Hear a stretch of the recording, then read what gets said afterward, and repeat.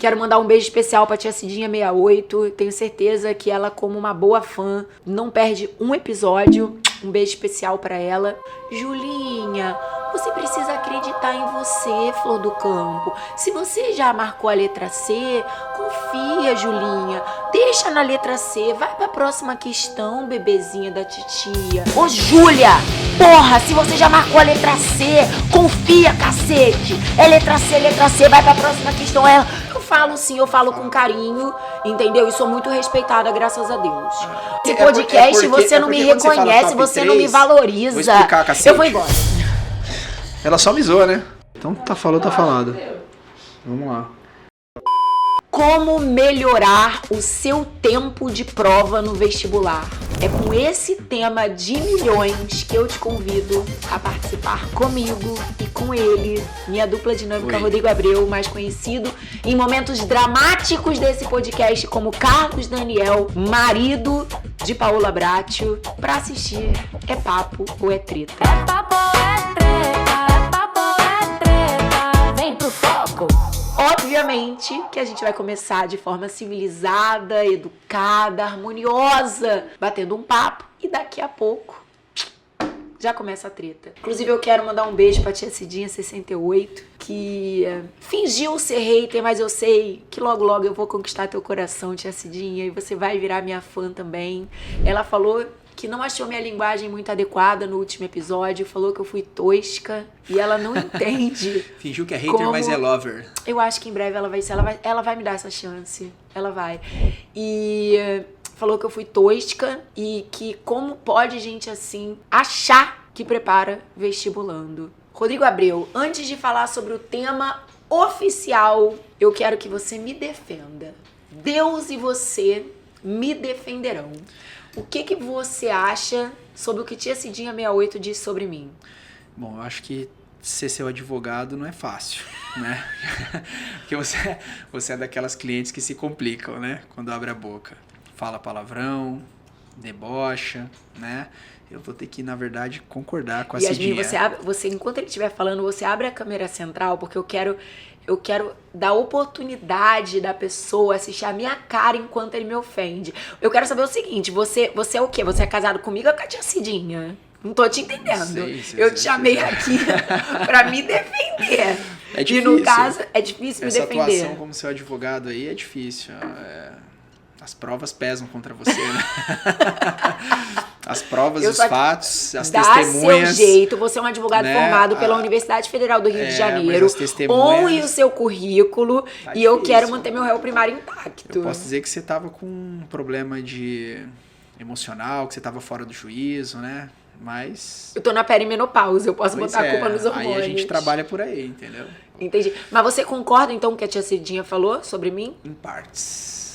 Em partes. Porque da parte que você exagera no vocabulário, eu realmente tenho que concordar, mas a parte que você não tá pronta para preparar é mentira, porque isso a gente faz com maestria, né? Tia Cidinha, foi o primeiro caso que você já teve que lidar com alguém reclamando do meu vocabulário? Não. Teve uma mãe que andou reclamando ano passado. Só uma, também. né? Não, eu acho que ano passado foi só uma. Só uma ano passado? Ou duas, não sei.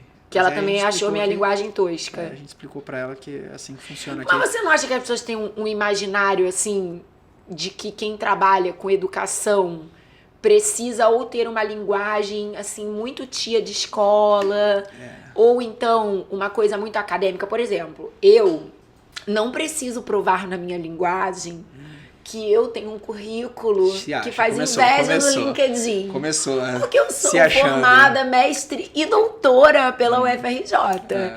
Então, meu amor, eu tô muito tranquila com o meu currículo. Eu não preciso fazer a linguagem erudita. Pelo contrário, eu fico livre para usar meu linguajar de Tomás Coelho porque estou segura, viu, tia Cidinha?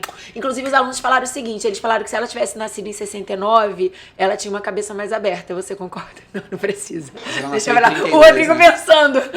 Mas ela nasceu em 32, né? Ela é de 68, Rodrigo. Tá. Se ela fosse de 69... Nossa, aí já não teve graça. Não teve graça isso aí, não. já achei pesado, tá Tá, vendo? você acha Já achei que- pesado, Ai, achei que não tem Rodrigo, nada a ver. Tá bom. É porque o homem hétero, ele tá muito, hoje em dia, ele tá muito A cerceado. gente, a gente não tem essa liberdade Tá bom, mais. tá. Deixa pra lá. Mas enfim, você não acha que tem essa coisa dessa expectativa de quem trabalha com educação tem que ter uma tem. linguagem X ou Y para ser Muita respeitado? adocicada, né? Eu acho isso meio esquisito, né? Eu não confio num cara que fica fazendo voz de criancinha pra falar. Ei, mamães e papais super jovens. O professor do seu filho é tipo Lucas Neto. Que e tem professor de cursinho assim também, né? Que eu enfim. Mas Aí como é que ele conversa com o problema do aluno com a mãe? Não vou imitar. Imagina, a mãe vai chegar, a mãe vai chegar e vai falar assim: Rodrigo, é porque a Júlia, ela tá com problema de administrar o tempo de prova no segundo dia do Enem. Aí como que essa pessoa vai responder? Você quer que eu imite? Eu quero que você imite. Sei lá, não sei imitar. Sabe? Se você imitou no carro pra mim direitinho. A Julinha, Mamãezinha, vai. Mamãe, é que a Julinha, ela não tá muito engajada, ela deve estar com uma questão. Deve ser alguma coisa assim. É muito paulista, cara. Questão, eu não aguento. Tem professor que fala assim, eu acho estranho, né? Mas tá bom. E como que, se a Carol atender essa mãe, como que a Carol fala com essa mãe? Olha, a Julinha não tá fazendo a parte dela, tá de sem vergonhice, tá? Ela tem que assumir a responsabilidade dela, tem prazo, ela tinha obrigação de entregar nesse prazo. Ela trabalha? Não. Ela faz alguma coisa? Tá com algum problema de saúde? Não. Então, por que ela não entregou? É assim. Ele tá sendo um pouquinho mais educado, que eu teria colocado umas outras palavrinhas, assim, um pouquinho mais animadas no meio. Teria não, né? Não. As pessoas vão ficar assustadas achando que é uma coisa que não tem nada a ver também. É relaxado, tá certo. é tranquilo. Viu, tia Cidinha? Eu sou a gente boa, tia Cidinha. Tranquilo. Me dá uma chance, me dá uma oportunidade. Me dá uma chance. Eu podia estar aqui roubando, eu podia estar... Mas eu tô aqui humildemente pedindo pra senhora, mas... Aliás, é assim, me dá uma oportunidade que é mais provável que a sua filha passe aqui, né? Filhos, o quê? Muitos filhos. Porra, é essa, Carol? Não tenho nada, você manda lá. O Senhor tem muitos filhos. Beleza. Muitos filhos ele tem. Vamos. O louvor aí. Chega. Não, mas tem que falar pra tia Cidinha que é muito mais provável que a filha ou filho dela passe estando aqui do que em outro lugar. Isso é óbvio, né? A não ser que seja um fresco, né? Mimizento. Que aí também, seguir a linha da mãe também, aí não... Olha, você não... Não dá certo. Pelo amor de Deus. É. Rodrigo, vamos ao que interessa. Vamos. Tá? Estamos com uma aluna, Julinha, que ela tá com problema para administrar o tempo de prova no Enem. Geralmente, Certo. quais são os principais fatores que explicam isso? Dificuldade de administrar o tempo, né? Não tô conseguindo fazer todas as questões no tempo de prova. Ok. Isso, principalmente no Enem, é uma dor muito doída. É uma Ok. dor que dói na alma. Então eu quero ouvir do senhor, que é um especialista em aprovar vestibulandos nas melhores universidades públicas de medicina do Brasil. Nossa, que introdução, hein? Vamos lá. Primeiro ponto, como é que a gente trabalha aqui com nossos alunos? Primeiro ponto de observação é conteúdo. Não é uma resposta óbvia, não é uma resposta que ninguém espera, mas o grande senhor do vestibular é o conteúdo. Inclusive no que se refere ao tempo de prova. Geralmente as pessoas acham que a causa é espiritual, que não se explica. Que É não sei uma o que. falha estratégica. Mas... As pessoas acham muito isso. É. Elas falam assim, meu problema... Carol, eu preciso melhorar minha estratégia de prova Perfeito. para conseguir aumentar o número de acertos no tempo. Meu problema é o tempo. Como se a gente pudesse desvincular tempo de domínio de conteúdo. Perfeito. E a gente percebe claramente que quanto mais você aprende, mais rápido você fica na prova, sem necessariamente ter implementado uma estratégia especificamente para o tempo. Você simplesmente implementou uma estratégia de aprender. A estratégia é a cereja do bolo, né? Ela não vai salvar a sua falta de domínio de conteúdo. Eu acho que é importante as pessoas terem isso então, na cabeça. Podemos falar sobre isso. É o seguinte, a estratégia, falta de estratégia pode reprovar alguém que tem conteúdo. Mas sozinha, ela não aprova ninguém que não tem conteúdo. Então a estratégia, ela existe, tem sim muita estratégia de prova, tem sim, mas ela é o plus a mais, né? Como o pessoal fala. Ela é o refinamento. Ela não é o que determina. E às vezes uma pessoa que tem bastante conteúdo, mas não tem tanta estratégia, pode até passar, embora o ideal seja trabalhar bem os dois. Então é isso. O que a gente nota com relação a tempo de prova e conteúdo? Você pega, por exemplo, um aluno que faz 120 acertos, até 120 acertos, praticamente não tem ninguém que não tenha problema com o tempo. Talvez a pessoa não esteja dando bola para isso, mas praticamente não tem ninguém que não tenha problema com o tempo. Pensa bem, um cara que faz 120 acertos, ele tá errando 60 questões na prova. Tem um terço da prova que ele não sabe fazer, ele não sabe acertar. Então, várias dessas questões que ele não sabe, ele gasta um tempo enorme quebrando a cabeça tentando que depois ele erra. Então, quando você aprende a fazer as questões, domina o conteúdo, automaticamente você vai fazendo mais rápido. Então, as coisas vão se resolvendo por si só. Não precisa achar que você vai ter que parar a sua vida para resolver a questão do tempo e parando de aprender para isso, como se fossem estratégias separadas. Em geral, o aluno mais inexperiente, ele acha que são estratégias separadas. E o que a gente vê claramente é que não. Foca no conteúdo, aprende mais, melhora, domina conceito, domina a conexão entre eles, como a gente falou no episódio anterior, né? Domina os contextos em que ele é aplicado, e você vai ver que você vai começar a responder mais rápido. E aí, num cenário melhor, você pega um aluno ali que já faz 140, 145, você já vê que esse cara raramente tem problema com o tempo. As coisas já melhoram bastante, né? Então você vê que o conteúdo está totalmente atrelado a tempo de prova. Antes de você falar do próximo tópico, Ok. eu queria trazer uma treta, assim. Gosta de confusão, né? Eu gosto. Só explicar as coisas direitinho aqui. Não, E eu quero, você eu quer quero uma treta. confusão, Que é assim, você explicou as novela coisas. mexicana aqui. Carlos Daniel, preste atenção. Vai. Você explicou as coisas de uma forma assim muito didática, muito linear. Só que a gente sabe que vestibulando de medicina é um eletrocardiograma, né, às 3 horas da manhã. Ok. Eles são assim vucu-vucu. Ok. Então, eu quero trazer uma análise que é a seguinte. Às vezes o aluno, você falou assim, um cara que tá fazendo uma média de 120, 130 acertos no Enem, ele tá errando 50, 60 questões. Então, mais ou menos 1/3 da prova, ele ainda não acerta. Só que aí a pessoa, para. Ela dá uma, como que era o nome desse cara do para, esqueci. João Kleber. Ela dá uma do João Kleber, ela para de ouvir o que você tá falando e ela já discorda, porque ela fala assim, não, dentre essas 50, 60 questões que o senhor está dizendo que eu erro porque eu não sei fazer, eu sei fazer. Eu só não faço porque me falta tempo de prova, viu como meu problema é tempo? Porque se eu levo essa prova pra casa, sento meu rabicho na cadeira e me dou 8 horas a mais, eu faço essas 50, 60 questões. Então, realmente, meu problema não é que eu não sei aquele conteúdo. Meu problema não é que eu não domino aquele conteúdo. Meu problema, comprovadamente, tapa na tua cara, é treta que você quer, treta que você vai ter. O aluno vai vir com isso pra mim? Vai vir pra você. Vai vir pra você. Meu problema realmente é tempo. E não é. Eu já sei que você... Não é pra você responder, é pra você me ouvir. É, porque senão eu que ia ser cancelado. Então agora eu quero. O que você vai falar pra esse Eu vou aluno? falar, não, seu animal. O problema... Mentira, eu não vou falar assim com o aluno, não. Eu não falo assim com o aluno, não. Mas assim, né? Brincadeira, recurso retórico, né? Fala, não, seu animal. O problema é o tempo que você gasta fazendo as questões que você faz, porque se você tivesse mais conteúdo, o raciocínio seria mais rápido, mais óbvio. Você dominando melhor a questão, você acerta ela muito mais rápido e vai para as outras. Então, claro que vão ter questões que você não vai fazer, porque vai faltar tempo lá no final, mas o problema são as questões que você fez e acertou devagar, e as que você fez e errou também por falta de conteúdo. Então, o conteúdo, sim, determina quanto tempo sobra para você fazer as outras questões. Cabeçudo. É assim. Brincadeira. Então... Não, brincadeira não. Sem retórica, eu vou falar, ô burro do cacete, Não, senta mentira, aqui que eu vou te mentira, explicar. ninguém fala assim, não. Eu falo sim, eu falo com carinho, entendeu? E sou muito respeitada, graças a Deus. Olha aqui, preste atenção. Eu te convido ao final desse episódio. Não sai agora não, que ainda tem muita coisa pra você ouvir aqui, tá? Fica aí. Quando terminar esse episódio, você vai fazer um negócio.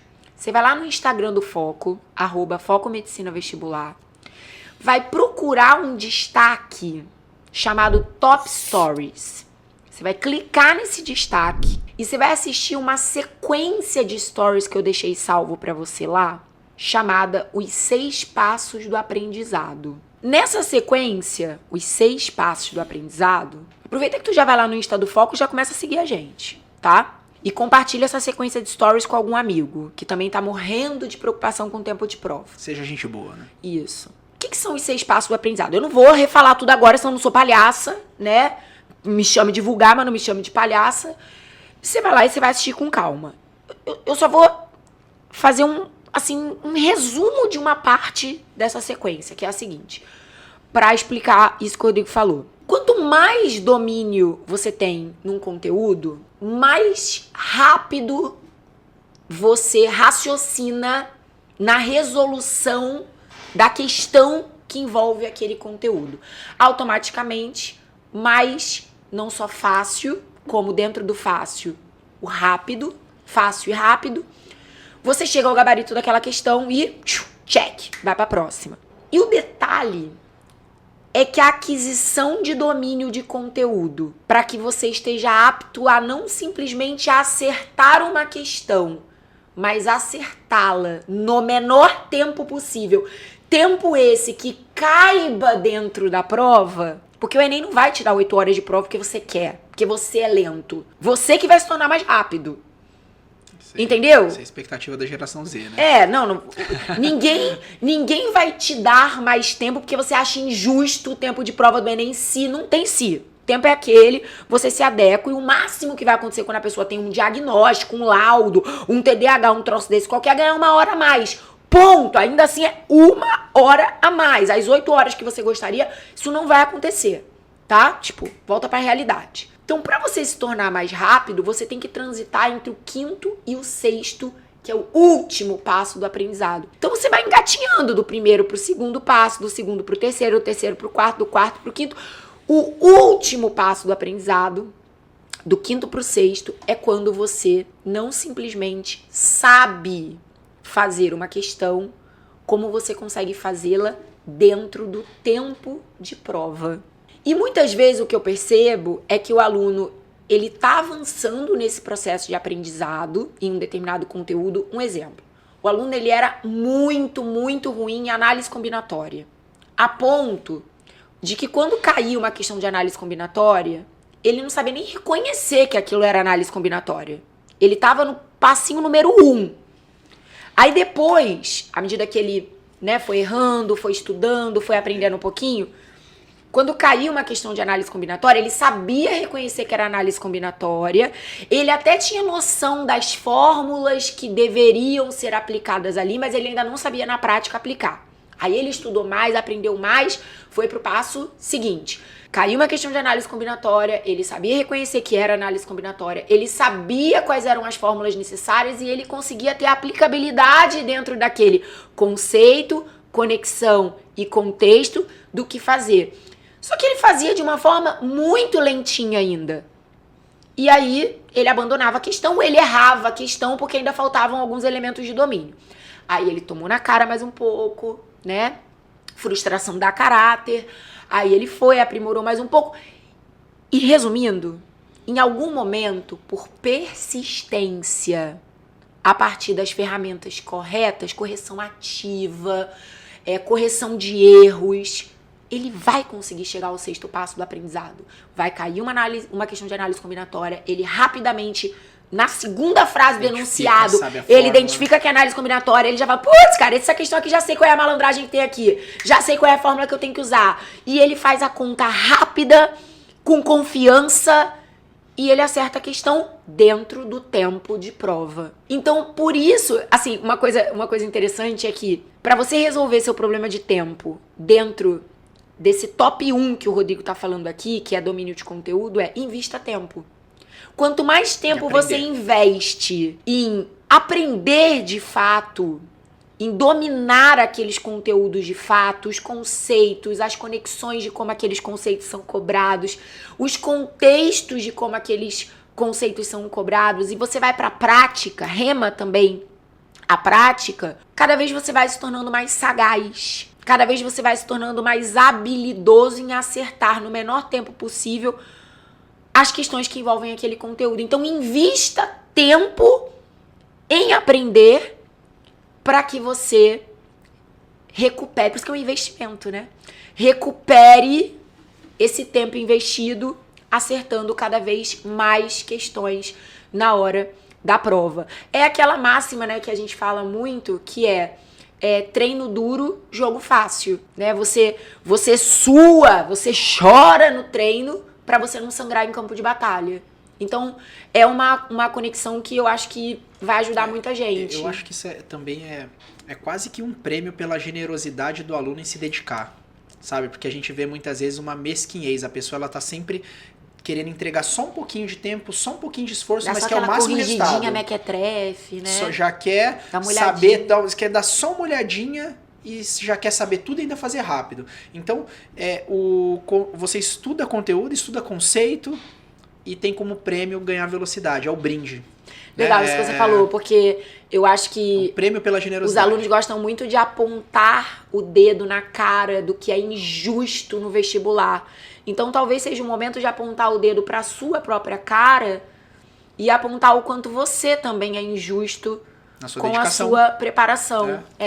Você é preguiçoso, então você tem uma mesquinharia na hora de investir e dedicar o seu tempo isso em aí. aprender, e depois você quer que o tempo seja generoso, Que a vida te premie, que a com vida te várias, premie, que você seja rápido várias para acertar uma vantagens. questão Exatamente. que você de verdade não se dedicou a isso, É isso aí. na proporção, É isso aí. né? Essas Foi são as treta. mágicas que acontecem que faz com que os trabalhadores tenham mais sorte, né? No final das contas. quanto mais trabalha, Quanto mais sorte se eu tem, tenho. né? Esse é um exemplo dessas mágicas, entre aspas, mágicas, né? Que acontecem na vida. E antes de você passar pro top 2 do tempo, eu queria só mais um detalhe que é muito aluno, olhando agora, principalmente quem estiver assistindo esse episódio, mais ou menos aí no tempo real em que ele tá indo ao ar, talvez a pessoa fale assim, putz, cara, mas já tô em reta final, já tô aí há pouquíssimo tempo das provas, né, desse ano. Será que ainda dá tempo de eu realmente melhorar meu tempo de prova, investindo tempo em aumentar meu domínio de conteúdo, em crescer mais nessa parte específica de conteúdo que é tão trabalhosa, né, que a gente tem tanto em mente que é uma coisa de longo prazo? O que você acha? Pô, na verdade é praticamente o que a gente acabou de falar. Em que sentido? No sentido de que não seja mesquinho. Mais uma vez eu tenho que falar isso. Do começo ao fim do ano, até as vésperas da prova praticamente, a meta do aluno é aprender o que ele não sabe. A estratégia não muda. Não existe essa história de estratégia de reta final que vem para salvar tudo. Vou fazer diferente no final do ano o que eu não fiz no começo. O aluno faz exatamente a mesma coisa. No nosso caso aqui, inclusive eu estou fazendo mentoria todo dia e a experiência é muito mais falar pro cara o tempo inteiro, segura a onda e continua só fazendo o que fez você crescer até aqui, do que qualquer inovação. Então, na verdade, ele não muda, ele vai aprender novidades até o fim. Sim. Por isso, continuar a aprender com os seus erros. Isso puxa o tema da revisão, que não vai ser desse episódio, né? Mas, porque o aluno, quando ele começa a aprender muito, chegar muito no final, ele começa a ter uma necessidade muito grande de revisar, né? Ele começa a ficar com muito medo de revisar, e aí Do que ele vai esquecer. do que ele vai esquecer, e aí ele para de aprender para garantir o que ele já tem, mas isso é um erro. Exatamente, Esse é um erro, esse tem era que o deixar ponto que eu queria claro. falar também. Às vezes eu vejo a pessoa também muito preocupada com não esquecer o que ela já sabe, incluir revisões e cronogramas e blá blá blá de revisão, e ela esquece que o maior ouro ainda está nos erros que ela comete até a véspera da prova. Exato. Em que sentido? Aprender aqueles erros é exatamente o que vai proporcionar a ela aumentar o número de possibilidades de questões que ela venha acertar no dia da prova. Posso falar mais um pouquinho sobre isso, que é o seguinte, é muito mais fácil numa prova você acertar aquilo que você sabe, mas não revisou recentemente, do que acertar algo que você nunca nem aprendeu. Lógico. Então é muito mais estratégico você continuar aprendendo ainda que você não revise tanto. Você tem muito mais chances na prova. Vai ser todo um outro episódio, dá pra falar muito disso. Dá, inclusive já tô com esse próximo episódio aqui na minha dá cabeça. pra falar muito que isso é todo um outro assunto, assim, tem mais pra agregar aí nesse... Sim, sim. Vai pro próximo ponto. Tá. Principalmente a galera agora, eu quero que você foque principalmente agora na galera que tem muita dificuldade de melhorar o seu tempo de prova na parte de naturezas e matemática. Quando a pessoa fala assim, cara, eu até sei fazer essa questão, assim, no sentido de reconhecer as fórmulas, saber a linha de raciocínio lógico envolvida, mas, cara, eu sou muito lento fazendo conta, eu sou muito lento na parte dos raciocínios matemáticos, que a gente sabe que não implicam só a própria matemática, mas a física, a química, às vezes uma questão de genética, de biologia. Como que dá pra melhorar tempo, principalmente nessa parte de exatas? Então, vamos lá. Às vezes o cara não é nem consciente disso, né? Você falou até quando você fez a descrição aí dessa pessoa, eu achei até interessante, porque você já passou daí como um cara que já é consciente disso, e às vezes ele nem é. Então, o que faz melhorar muito o tempo é a prática específica no ponto da melhoria. Isso é uma regra da vida, assim. Vale pra música, vale pro esporte, vale pro estudo, pra prova. Então, se o jogador de vôlei erra o saque, ele não vai ficar treinando tudo pra melhorar o saque. Ele vai treinar saque, né? O boxeador lá, quando ele tá treinando, se é o jab que ele tá lento, ele vai treinar o jab dele. Então, assim, isso tem um nome, né? Chama de prática deliberada. É a prática especificamente voltada para o ponto que você precisa ter a melhoria, né? Na música, um cara tá aprendendo uma música lá inteira, de repente ele erra de uma nota para outra, ele vai treinar 100 vezes aquela troca. É aquilo Ele que a gente até falou no episódio passado, de que problemas específicos, soluções eficazes. Está dentro desse contexto, exatamente. Então, muitas vezes a pessoa ela perde tempo numa questão fazendo conta.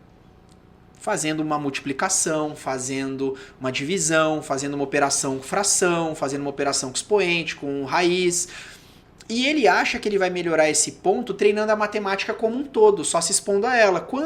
Se ele for lá e fizer um treino de multiplicações, parece uma coisa meio segunda série, terceira série, né?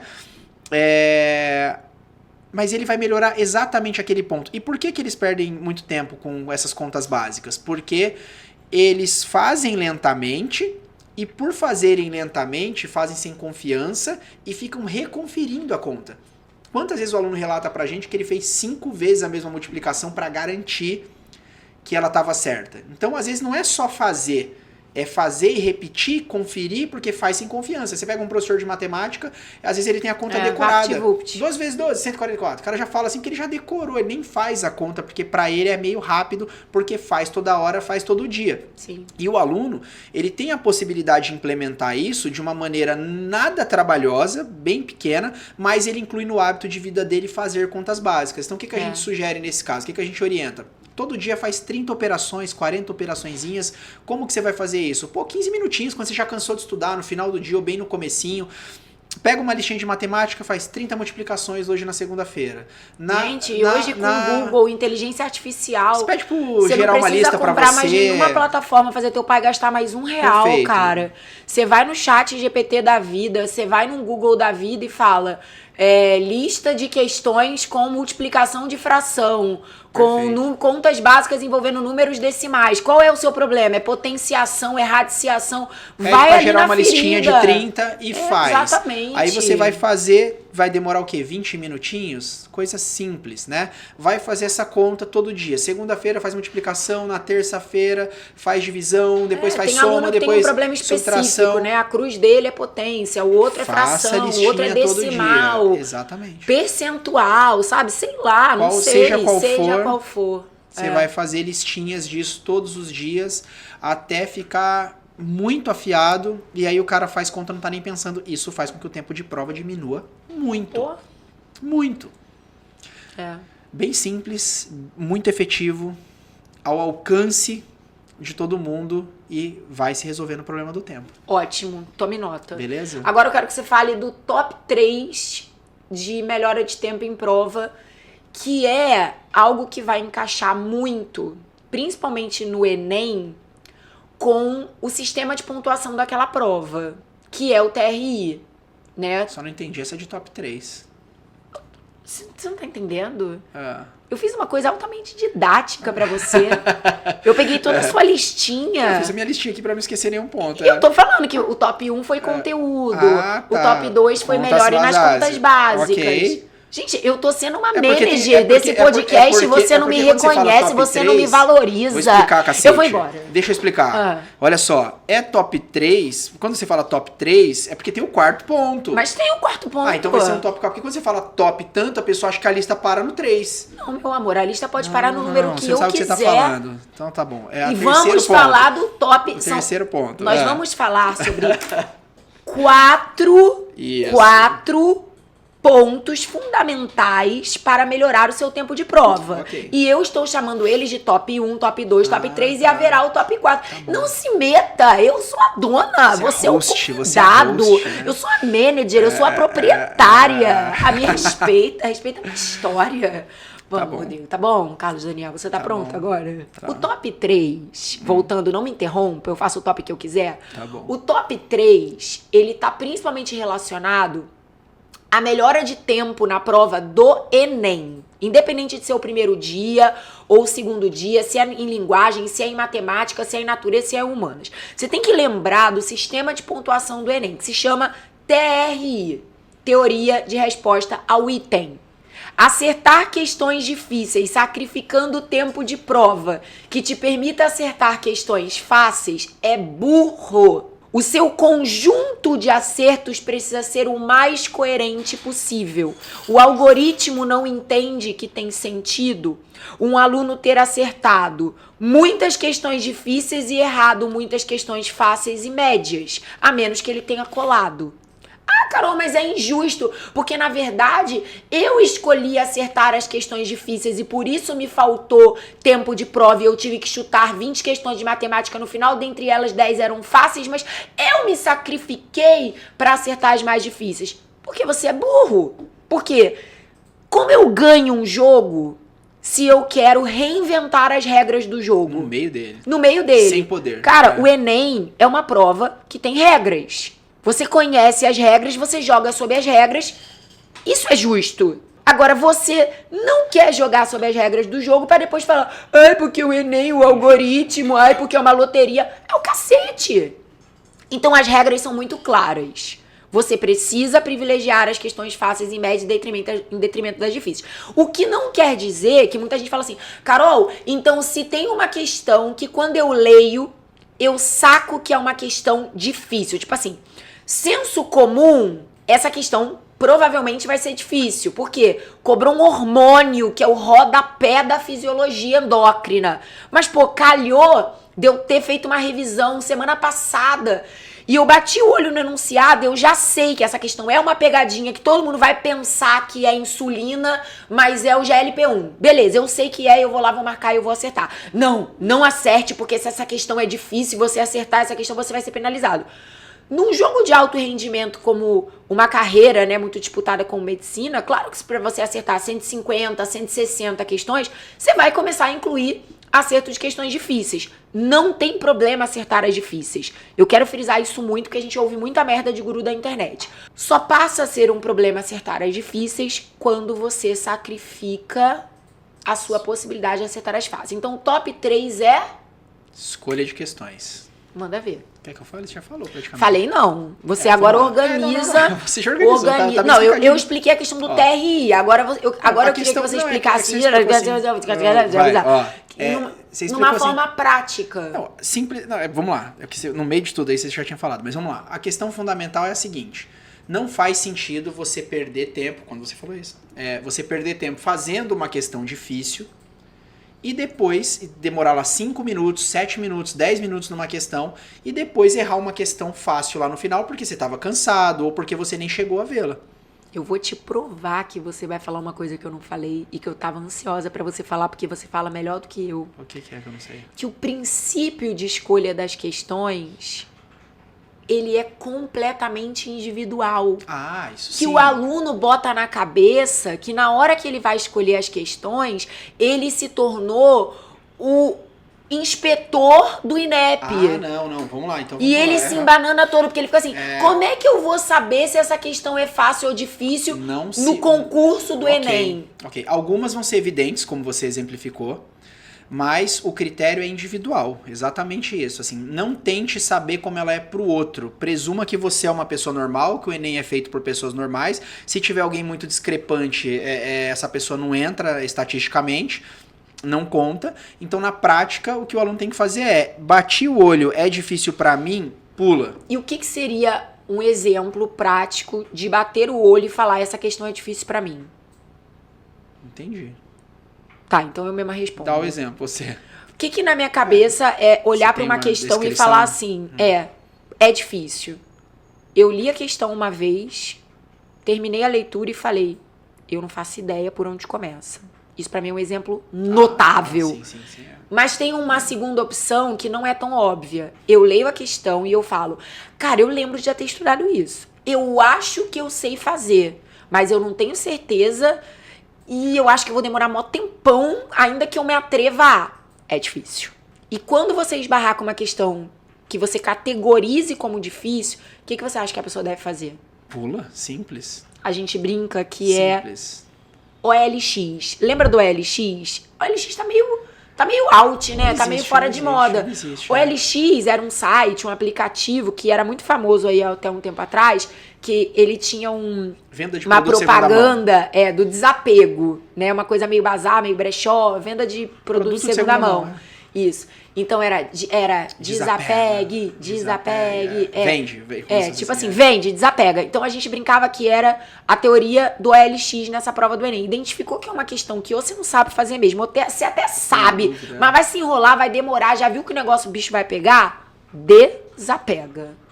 Pula e vai para a próxima. Então, daquela ordem de questões que o aluno escolheu fazer, ele tem que pular. Então, escolhi fazer um bloco inteiro, uma área inteira do Enem para depois ir para outra. Então, ele não vai fazer aquela área inteira, ele vai pular algumas. Porque isso esse balanço você faz também entre áreas, né?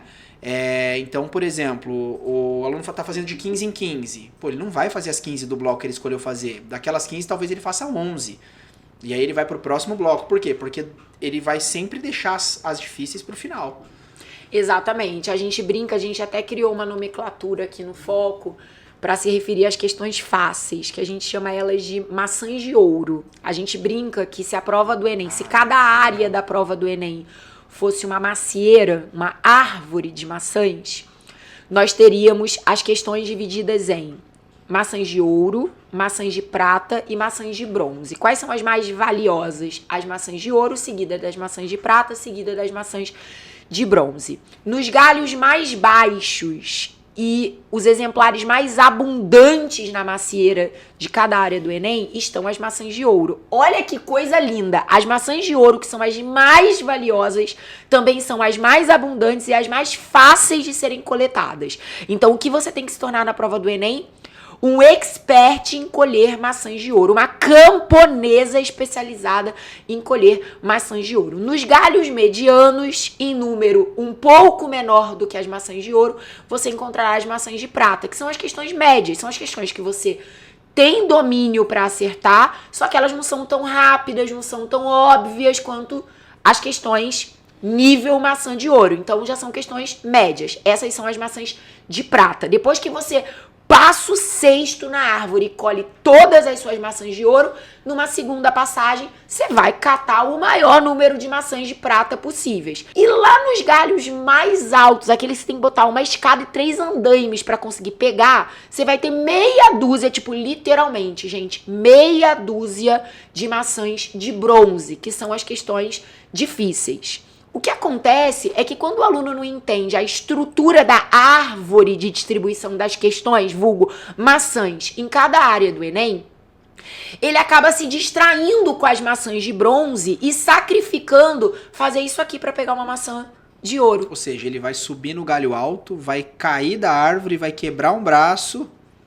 E muitas vezes ele nem consegue pegar essa maçã. Ele faz todo o esforço e no final erra. Erra e tem uma maçã de ouro ali, ó, pertinho ali, que era só esticar o braço. Que pode chegar ao final da prova, o tempo acabar, ele não ter tido oportunidade. Quantas vezes um aluno mais amador, que é esse cara que não conhece o que é a TRI, o cara não conhece a estrutura da macieira da prova do Enem, ele não sabe o conceito da maçã de ouro, da maçã de prata, ele não entendeu a lógica estratégica, a gente tá falando sobre estratégia, né? Ele não entendeu a estratégia de prova.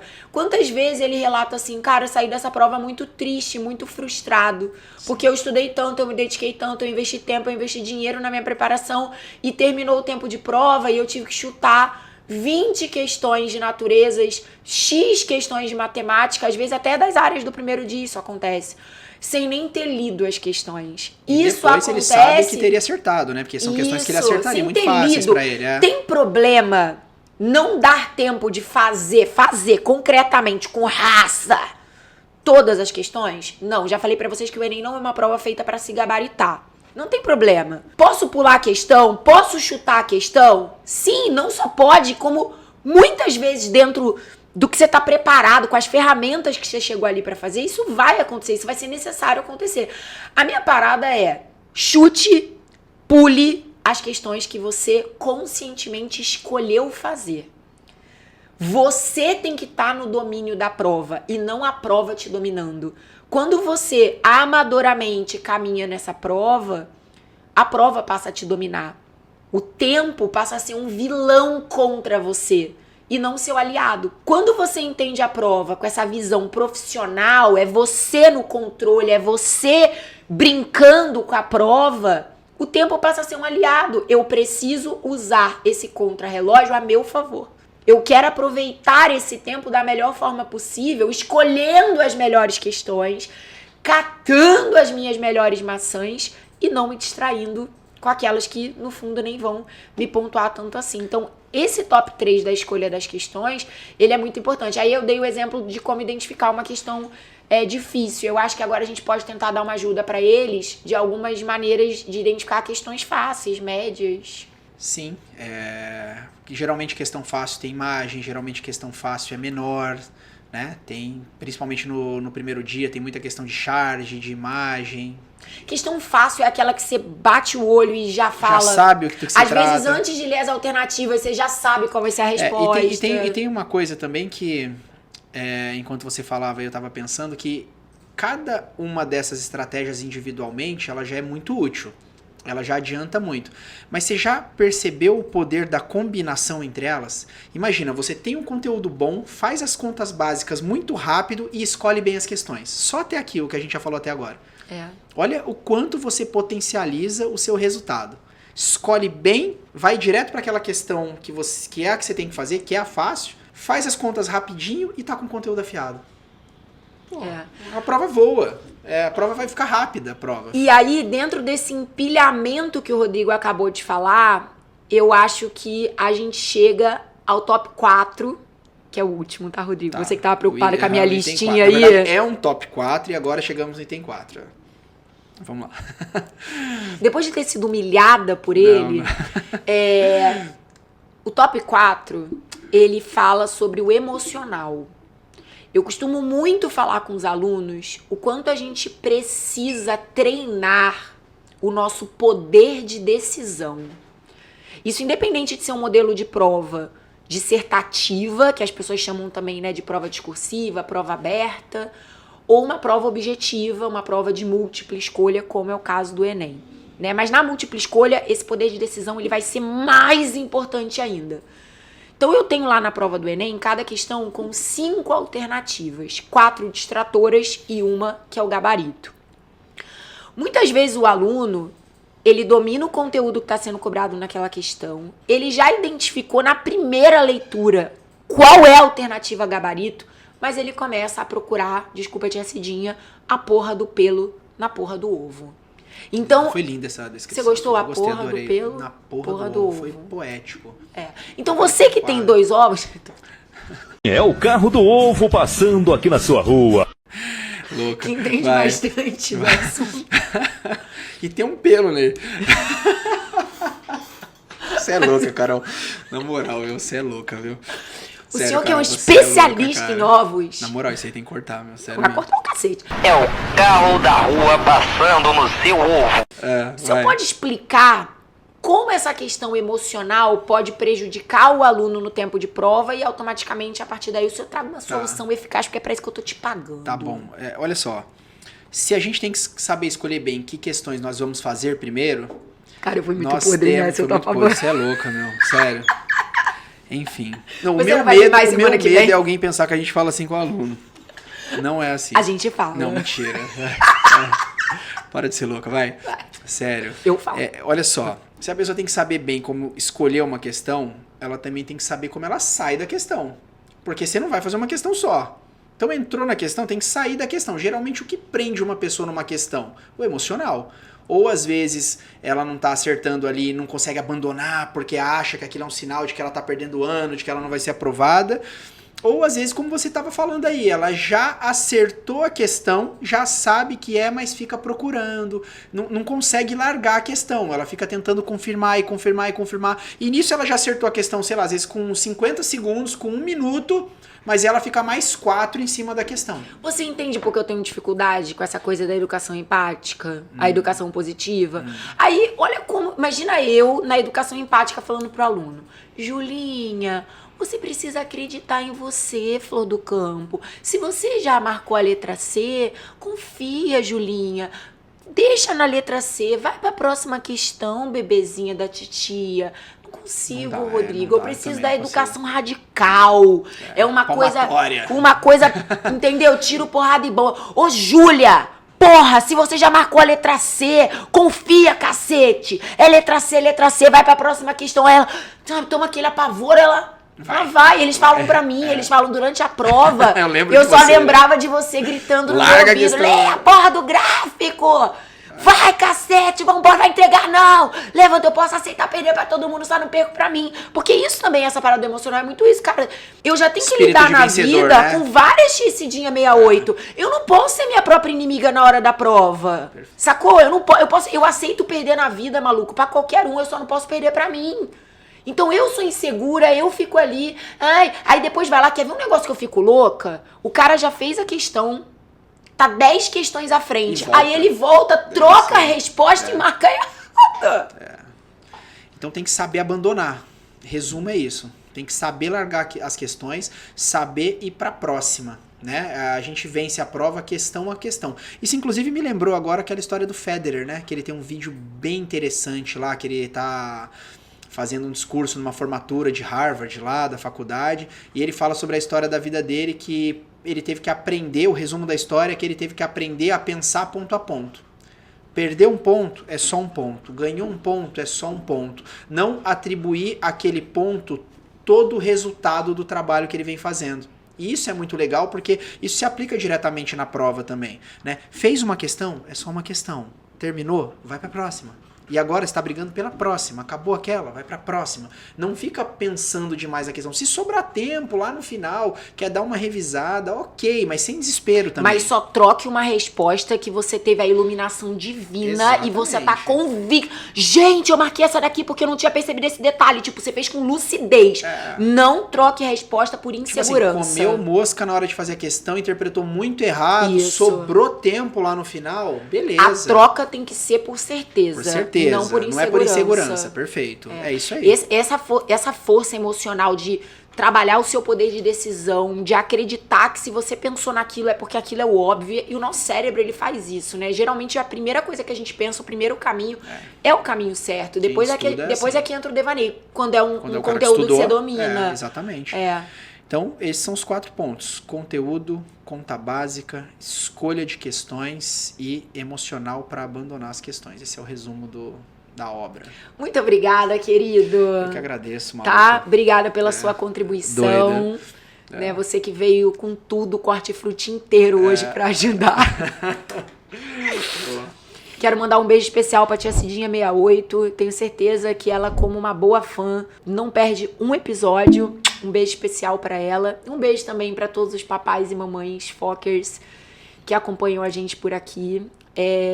Os alunos têm mandado muitos feedbacks carinhosos e enfim, positivos, mas os pais e as mães têm me surpreendido. Bastante, Muitos legal, pais tem e mães gostado. de vestibulando têm trazido pra gente, que estão acompanhando essa temporada do É Papo é Treta, e trocando ideia, e trazendo sugestões. Inclusive, deixe sugestões de temas que você gostaria de nos ver aqui Falando papeando e sobre. tretando nos comentários. É Curte, legal. comenta, faz seu pacote completo aí de um verdadeiro apoiador deste canal e desses 2 youtubers presepeiros.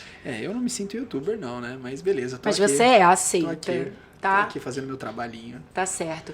Então deixa o seu beijo, o seu agradecimento, mostra todo aquele carisma semanal. Que é natural, né? Que é natural. Olha no olho da Valeu, audiência. galera. Foi um prazer estar aqui hoje. Espero de verdade ter ajudado. E façam tudo que ela falou. Curtam, comentem, compartilhem, né? Isso aí. Muito obrigada, gente. Valeu. Até semana que vem com um episódio novinho pra vocês. Um beijo. Tchau.